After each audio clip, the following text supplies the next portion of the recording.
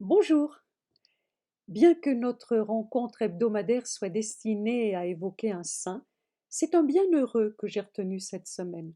Bienheureux Charles de Foucault. Il est né à Strasbourg le 15 septembre 1858 et nous le fêterons mardi de cette semaine, le 1er décembre. Il a 6 ans lorsqu'il perd son père et sa mère décède quelques mois plus tard. Orphelin, Charles et sa jeune sœur Marie sont recueillis et élevés par leur grand-père maternel. Et le moins que l'on puisse dire, c'est que sa vie ne sera pas un long fleuve tranquille. C'est un parcours hors norme, mais riche d'enseignements.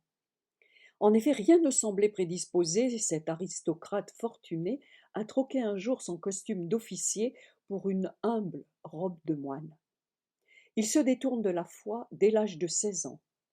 Formé à Saint-Cyr, le jeune sous-lieutenant découvre le désert algérien après avoir mené une vie dissolue en garnison. La monotonie de son existence l'incite à trouver une occupation dans l'étude de l'arabe et de l'islam. Et là, c'est une révélation. Je le cite. L'islam a produit en moi un profond bouleversement. La vue de cette foi, de ces âmes vivant dans la continuelle présence de Dieu, m'a fait entrevoir quelque chose de plus grand et de plus vrai que les occupations mondaines. Fasciné, il démissionne de l'armée pour explorer le Maroc. De retour à Paris, il fait la connaissance de l'abbé Huvelin, qui est vicaire à Saint-Augustin, et il se convertit en octobre 1886. Pèlerin en Terre Sainte, 2 ans plus tard, il entre l'année suivante à la Trappe, puis rejoint le monastère de Notre-Dame du Sacré-Cœur d'Agbès en Syrie. Mais sa vocation est ailleurs.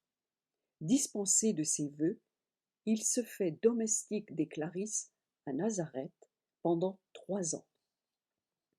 De retour en France, il est enfin ordonné prêtre à l'âge de 43 ans en 1901 et il repart pour le sud algérien. En 1905, il pose les bases d'une nouvelle fraternité à Tamanrasset où son ermitage est ouvert à tous, chrétiens et musulmans. Il consacre une grande partie de son temps à l'étude de la langue et des mœurs des Touaregs dont il partage l'existence, soigne les malades, accueille les démunis, lutte contre l'esclavage des colons français. Il retourne à 3 reprises en France, entre 1909 et 1913, pour présenter son projet d'association de laïcs pour la conversion des infidèles, qui regroupe des prêtres, des religieux et des laïcs. Il meurt en 1916 d'un coup de feu tiré par des Touaregs dissidents, les Sénouzistes de Libye, venus le capturer. En effet, dans la Première Guerre mondiale, le marabout chrétien, comme on l'appelait, était un homme stratégique, car très respecté par les Touaregs. Il garantissait la stabilité de ce peuple dans le conflit. C'est une mort violente, un accident de guerre, déclare le Vatican.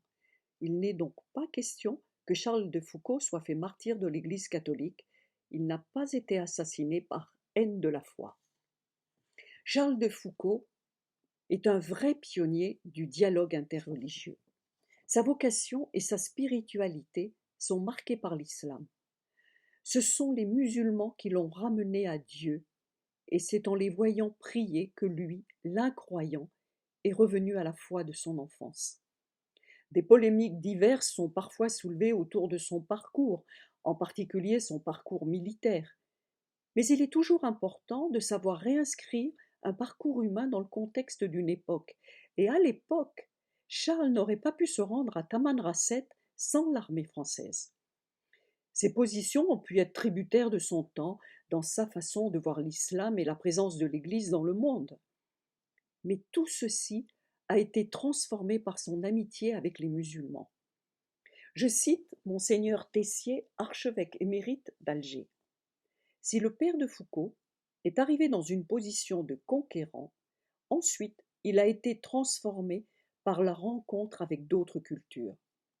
Et c'est cela qu'il est important de retenir, la rencontre avec l'autre, Ensuite, cette rencontre nous fait bouger, elle nous fait sortir de nos idées reçues. Monseigneur Tessier poursuit: ce qui démontre son respect profond pour le peuple touareg, ce sont ses travaux ethnologiques, ses recueils de poésie et son dictionnaire de touareg qui font encore référence aujourd'hui. Et à l'image de sa vie, le chemin vers la béatification fut long. La cause a été ouverte en 1927 et elle a été ralentie entre 1939 et 1945, puis quasiment stoppée en 1956. En effet, la Seconde Guerre mondiale, puis la guerre d'indépendance de l'Algérie rendaient peu opportune la béatification d'un prêtre qui avait été officier de l'armée française avant sa conversion. Finalement, elle a été reprise en 1967, lorsque le pape Paul VI a rendu hommage à tous les efforts du père de Foucauld pour aller à la rencontre et sauver la culture touareg. La cérémonie de béatification se fera finalement le dimanche 13 novembre 2005 à Rome. Alors, que retenir aujourd'hui de la vie de Charles de Foucauld? Le premier point est sans aucun doute que la Providence prend parfois de drôles de chemins pour se manifester et qu'il est nécessaire de rester attentif aux signes et aux rencontres qu'elle nous offre.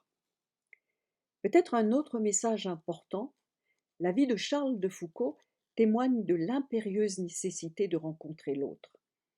Symbole du dialogue entre chrétiens et musulmans, il peut aujourd'hui nous aider dans cette période difficile et douloureuse que traverse notre société. Autre point riche d'enseignements, son souci du frère malade. Il le soigne. Son souci du frère démuni, il l'accueille. Son souci de l'esclave, il défend sa liberté. Il représente sans aucun doute un guide pour mettre en œuvre Fratelli Tutti, la 3e encyclique du pape François. Et bien que bienheureux Charles de Foucauld nous accompagne cette semaine. À bientôt!